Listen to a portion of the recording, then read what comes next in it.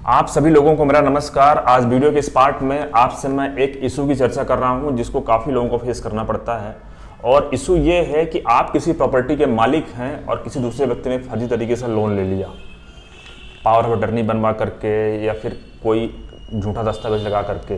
तो अब आपके पास अगर बैंक से नोटिस आता है कि आप लोन चुकाइए, तो उस कंडीशन में आपको क्या करना चाहिए।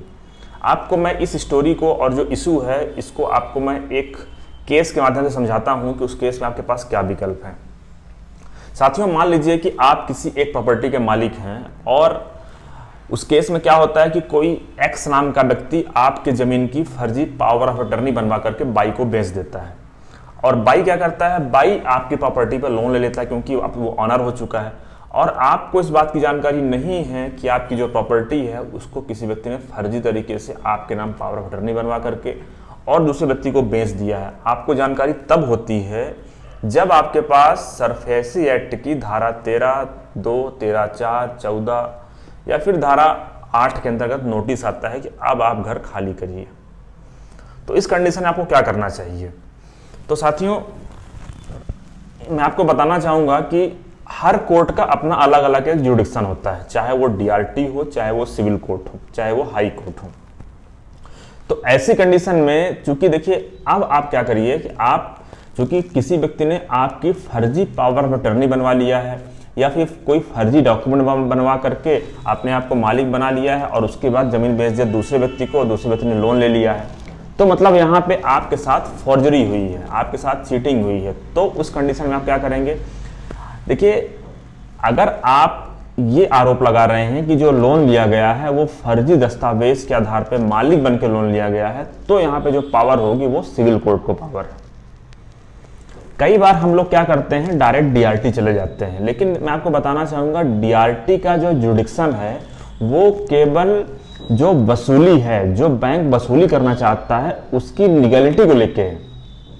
मतलब बैंक ने आपको जो नोटिस दिया है तो बैंक ने सरफेसी एक्ट के प्रोविजन का कंप्लायंस किया है या नहीं किया है, वो पावर डीआरटी के पास है।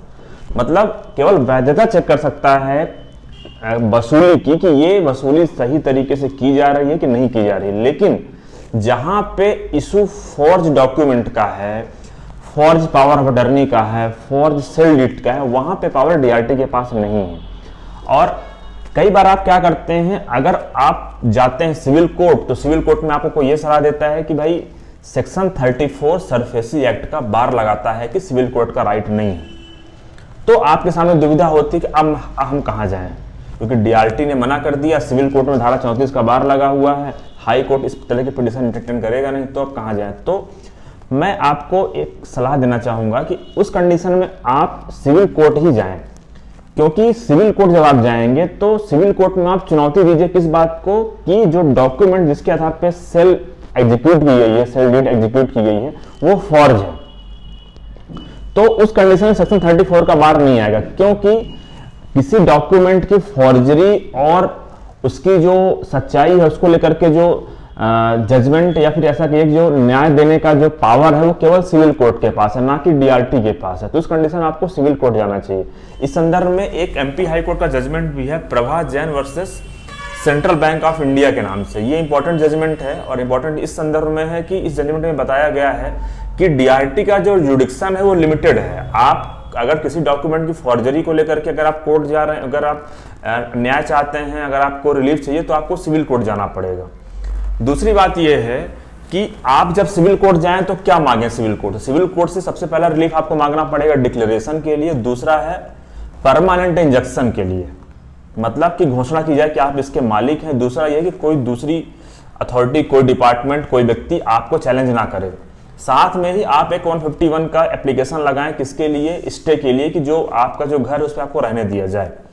तो उस कंडीशन में ये एप्लीकेशन आपका अलाउ हो सकता है। हाँ, ये बात जरूर है कि बैंक जो है वो ऑर्डर 7 रूल 11 का एप्लीकेशन फाइल करेगा इसके लिए कि चूंकि सेक्शन 34 का बार है। तो अगर इनकेस मान लीजिए कि व्यवहार न्यायाधीश जो होता है, जो सिविल कोर्ट होता है, उसको एक्सेप्ट भी कर ले बैंक की बात मान के, तो उसको आप चैलेंज करिएगा किसके यहाँ पे, जिला न्यायाधीश के यहाँ पे। तो ये परिस्थितियां हैं। अगर आप फॉर्जरी को चैलेंज करना चाहते हैं तो आपको जाना है सिविल कोर्ट में। और अगर आप जो वसूली आपसे की जा रही है, अगर आप उसको लीगलिटी को चैलेंज करना चाहते हैं कि इन्होंने 13(2) का पालन नहीं किया, 60 दिन का नोटिस नहीं दिया, 13(4) ऐसे निकाल दिया, धारा 14 का कंप्लाइंस नहीं किया, धारा 8 के अंतर्गत उन्होंने आपको 1 महीने का नोटिस नहीं दिया, पेपर में पब्लिकेशन नहीं कराया, पेपर में पब्लिकेशन कराया तो वर्नाक्युलर लैंग्वेज में नहीं कराया, वो कहीं दूसरी जगह पेपर में पब्लिकेशन करा दिया, तो अगर ऐसे मुद्दे हैं तो ही आप DRT जाएं, अन्यथा अगर फॉर्जरी का मैटर है तो आप सिविल कोर्ट जाएं। धन्यवाद साथियों।